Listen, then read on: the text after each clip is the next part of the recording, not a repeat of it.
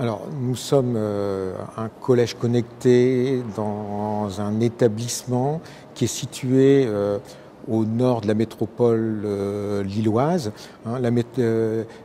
L'actualité nous a mis un peu en lumière en montrant que Roubaix est la ville la plus pauvre de France. Nous sommes, le quartier où l'établissement recrute, c'est la troisième zone la plus pauvre de la métropole lilloise. Pour situer un peu, le niveau de ressources des familles, c'est 800 € par mois et par foyer. C'est un quartier qui est situé en zone d'éducation, sécurité prioritaire, dans lequel il se passe quand même pas mal de choses.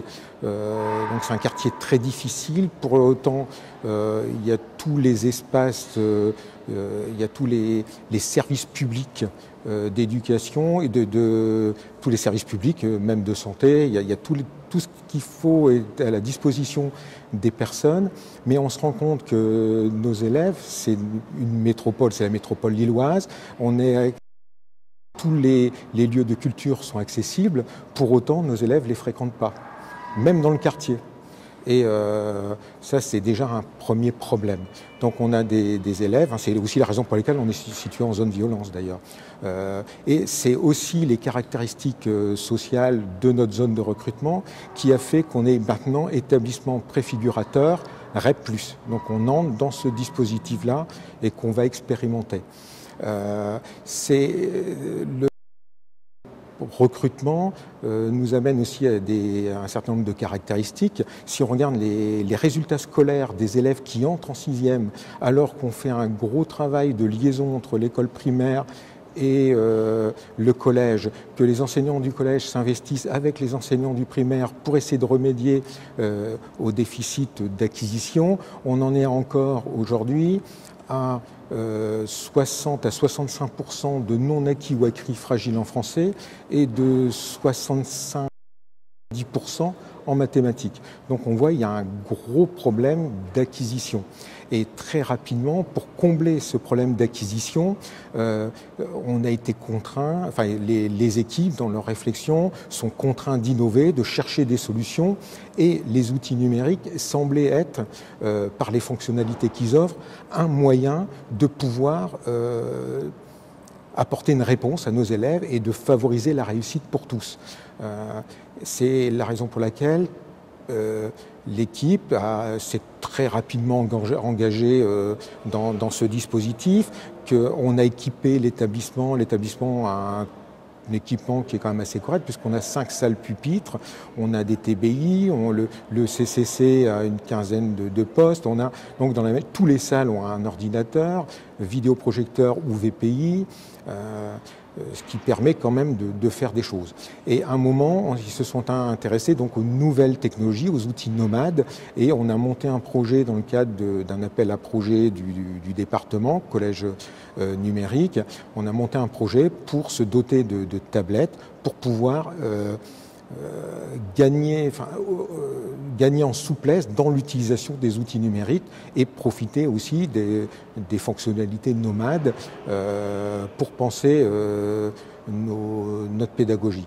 Et c'est ce qui a fait que notre projet est intéressant et que le département, quand le rectorat cherche un établissement pour devenir pilote, le département a proposé projet parce qu'on était en plus éligible au très haut débit et on était habitué à innover. Alors, ce qui est intéressant pour nous dans l'outil nomade, notre projet repose sur 3 éléments, 3 piliers. Le premier, c'est les outils numériques, notamment les outils nomades, parce qu'ils nous offrent des fonctionnalités nouvelles qui permettent encore d'aller beaucoup plus loin dans nos expérimentations. C'est aussi le NT. On avait déjà un NT qui était développé par le principal adjoint, qui permettait une ouverture vers l'extérieur et les parents, mais là on va beaucoup plus loin puisque c'est le NT pour l'usage pédagogique. Et ensuite, c'est le CCC. Ce qui est intéressant dans ces éléments, c'est à la fois chaque élément pour ce qu'il est et ce qu'il offre, mais aussi c'est la complémentarité, c'est l'interaction entre ces éléments, la synergie qu'ils créent, qui permettent aussi d'apporter d'autres fonctionnalités. On voit bien les outils nomades plus le NT permet des choses qu'on ne pouvait pas faire avant.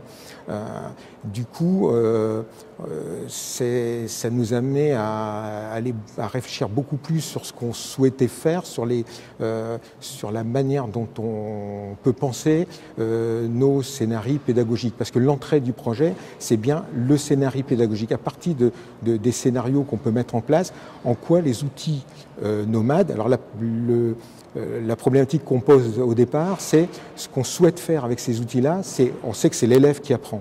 Donc on voulait augmenter le temps réflexif de l'élève, le temps réflexif de l'élève.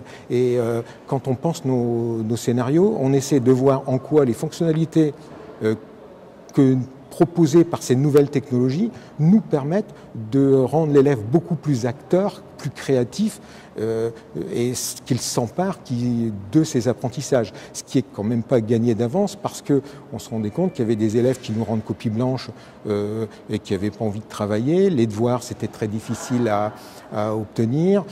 Ils sont très peu investis parce que l'école de la République n'est pas non plus leur école en raison de leur culture, de la rupture qu'ils ont avec l'école. Donc c'est assez difficile. Et on se rend compte qu'avec ces outils nomades, on arrive à remobiliser les élèves, à les faire travailler, avec l'ENT aussi, à soutenir la motivation des élèves. Les élèves envoient des mails à leurs professeurs qui, du coup, peuvent répondre. Après, le professeur gère le temps parce que quand il reçoit un mail le dimanche, ils ne sont pas forcément obligés d'y répondre le dimanche.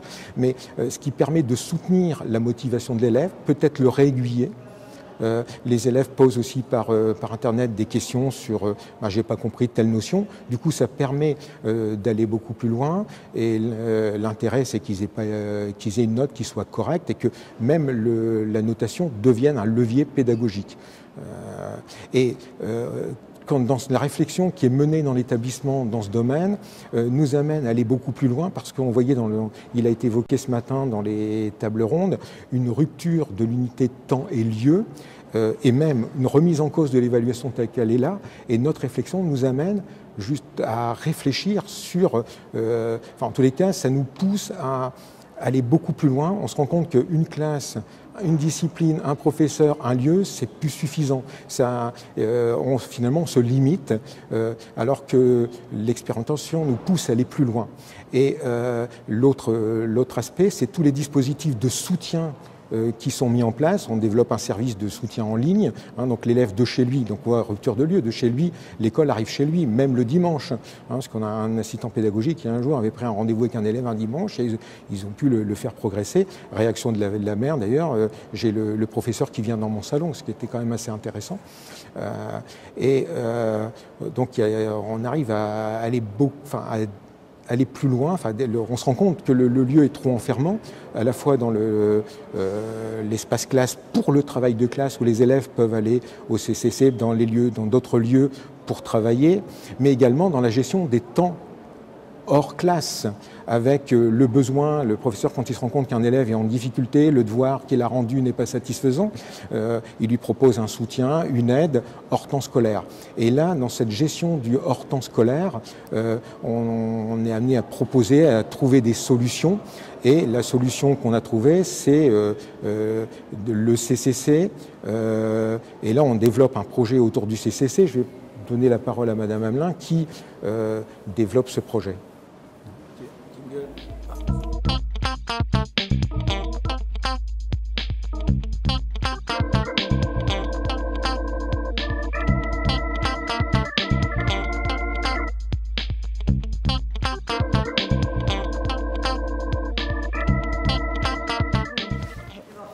Le 3C, le Centre de connaissances et de culture de notre collège, est effectivement un petit peu le noyau dur de notre projet Cocon, en ce sens qu'il est déjà physiquement au centre du collège, qu'il est énormément fréquenté par les élèves comme par les adultes de l'établissement, de plus en plus par les parents.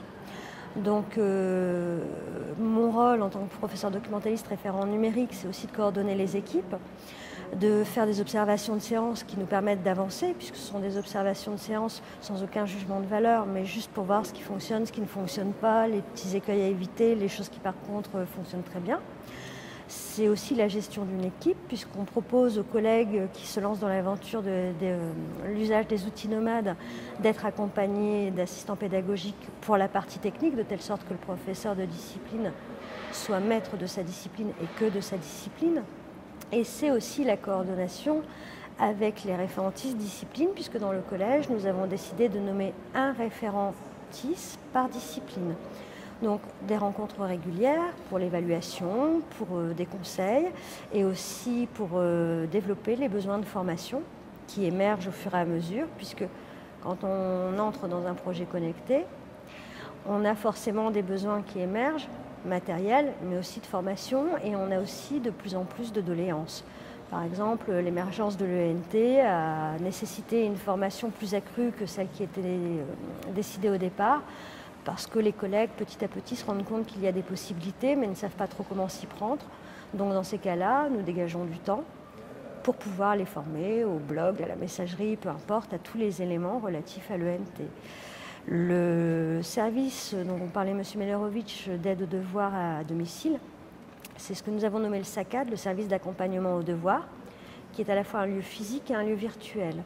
À savoir que dans le 3C, Centre de connaissances et de culture, on a une pièce de travail nommée SACAD, qui est le service d'accompagnement aux devoirs, qui a une extension en ligne via un simple logiciel sur le net, qui permet aux élèves de s'inscrire quand ils ont besoin d'un accompagnement, d'une précision, de revoir une leçon, d'un petit conseil pour un devoir maison ou autre. Donc tout ça, on est en train de le développer au fur et à mesure dans ce cadre-là. Et le projet 3C prend aussi une envergure puisque, indépendamment du collège connecté, c'est un lieu qui a revu ses espaces, qui a revu ses temps d'ouverture, qui essaie de se développer davantage qu'il ne faisait du temps où il se nommait CDI. Et nous travaillons de plus en plus avec nos parents d'élèves, puisque c'était un des objectifs phares de notre projet, à savoir que dans un quartier difficile, c'est pas évident de faire venir les familles, puisqu'elles ont souvent l'image du « on nous convoque pour être sanctionné, puni, sermonné ». Donc on a commencé par quelques expositions où ils étaient conviés. Dorénavant, quand je mène quelques actions avec les élèves à l'extérieur, ils sont aussi conviés, un atelier cuisine avec un chef par exemple. Et maintenant, on leur présente aussi les outils disponibles, mis à disposition des élèves sur le net via notre ENT, et accompagner leurs enfants au quotidien. Et on en arrive à un point où là, on est en train de tisser une relation vraiment prégnante avec les parents qui nous proposent, eux, des projets à mener au 3C. Donc c'est assez riche et je pense que ce n'est que le début de l'aventure.